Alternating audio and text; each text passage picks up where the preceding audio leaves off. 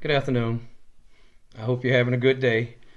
This is Kelvin Simmons, retired probation and parole officer,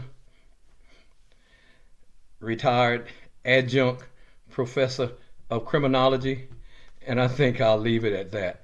Uh, just asking that you give me a like for this video and give me a subscribe. I would appreciate that, and that would help to motivate me to continue to produce the videos. Thank you. Topic: probation officer, street survival. These comments are my comments based on my 30 plus years of working as a probation and parole officer in the state of Florida. So I'll start off with one of the things I would do, and I recommend this to current probation officers. Maintain a reasonable relationship with those persons who you supervise on probation or parole. You might say, well, I'm the parole officer, I'm the probation officer, I don't need to maintain nothing with them. They just need to do as they're told.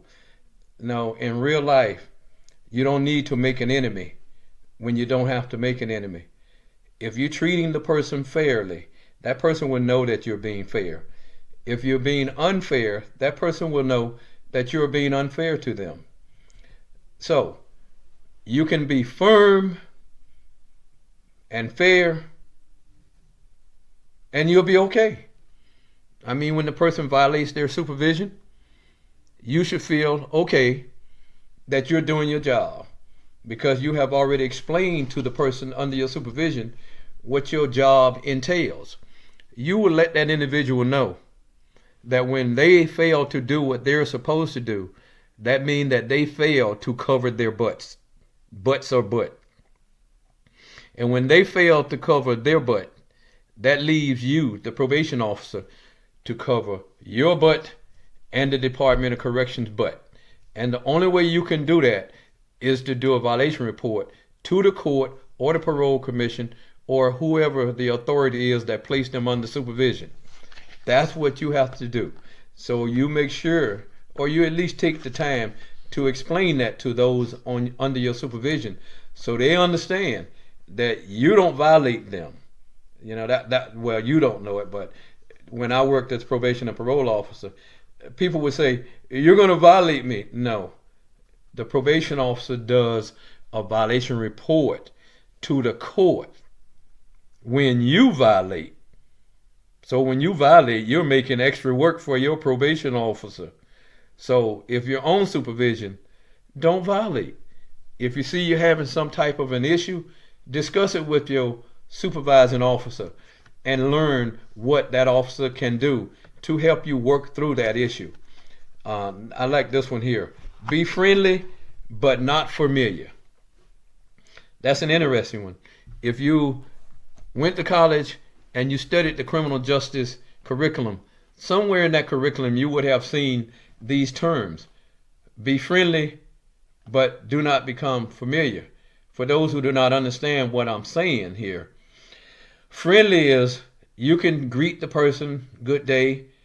You can greet the person, Mr. or Mrs. That's being friendly.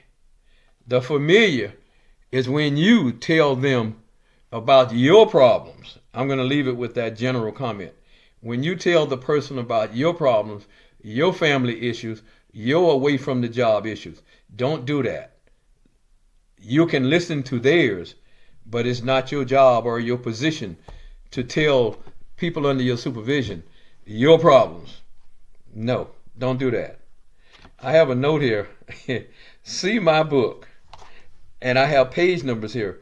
My first book, if you look at page 50 and 52, you'll see comments in there that deals with this topic of officer safety, street supervision, street survival. And that would be in this book, Confessions and Life of a Black Probation and Parole Officer. Both of these books are available on Amazon. Book 2, it would be page 29. page 29 of this book is Freedom or Jail: Experiences of a Career Probation and Parole Officer. You can look there and get examples of my discussion. So, stay informed of criminal activity in your area of supervision. In other words, the streets that you work on an everyday basis. Be aware of what's going on there. Keep up with the news. You can check with local law enforcement. They tend to put out bulletins, at least in Hillsborough County and the city of Tampa. If you want that information, it's available. So you'll know. And of course, if you've been working the job 5, 6, 7 years, you know where not to go at certain times, or you know what areas requires more caution. You will learn that. But be aware that there will be some areas that are dangerous compared to less calmer areas that you supervise in your career. Your cases, the people you supervise, they're in a position to provide you with information concerning criminal activity in their area. I've had many instances of persons on supervision giving me a heads up. I even had an instance where the probation officer rescued me. They kept me out of trouble. I didn't have to defend myself when I was insulted or assaulted verbally by individuals in the streets. That particular, I'm gonna go ahead and say it was a woman. That's another story. You can ask me to tell you the story, and I'll tell you the story, but not in this video. But she came to my aid, and she kept me out of trouble.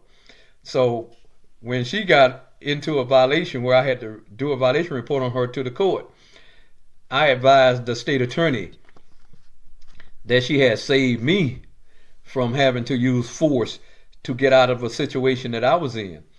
And the state attorney, they helped her out. So be aware, your cases are a very good source of knowledge concerning your safety in the streets. Your cases can provide you with neighborhood crime information for your safety, that if you don't have a good working relationship with those individuals, they're not going to tell you anything. Don't be surprised if they don't be sitting in the window watching while you getting your you-know-what beat. I just thought I'd throw that out there. But generally, probation officers keep a reasonable relationship with their cases. And their cases are not going to sit in the window and watch them get their butts beat. Be aware of the areas. Just be aware. Be cautious. Stay physically fit. Don't be too fat to run to your car. Don't do that to yourself.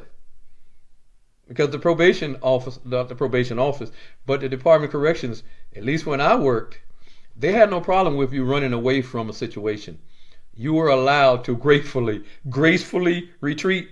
I call that running, getting in your car and getting away. If the situation requires that for your safety, get away. Learn from your annual defensive tactics class that the Department of Corrections provides.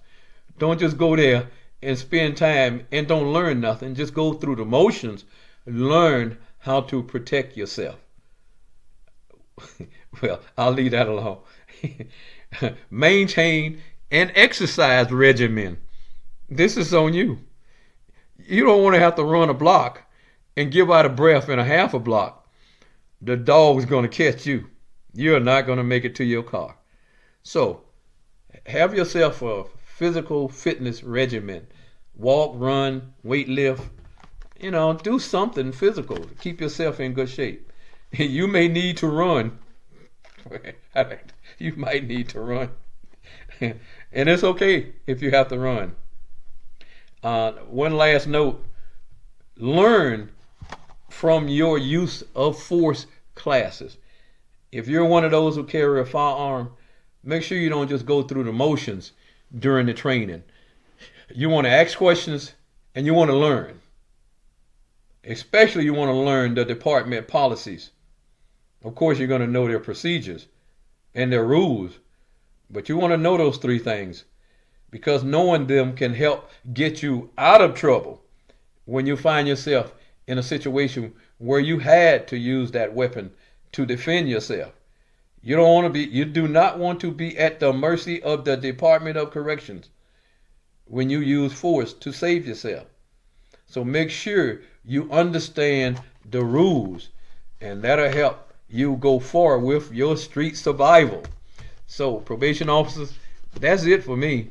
And regular citizens, if you see the probation officer needs some help, you don't have to go out there and get beat up with them, but at least call 911.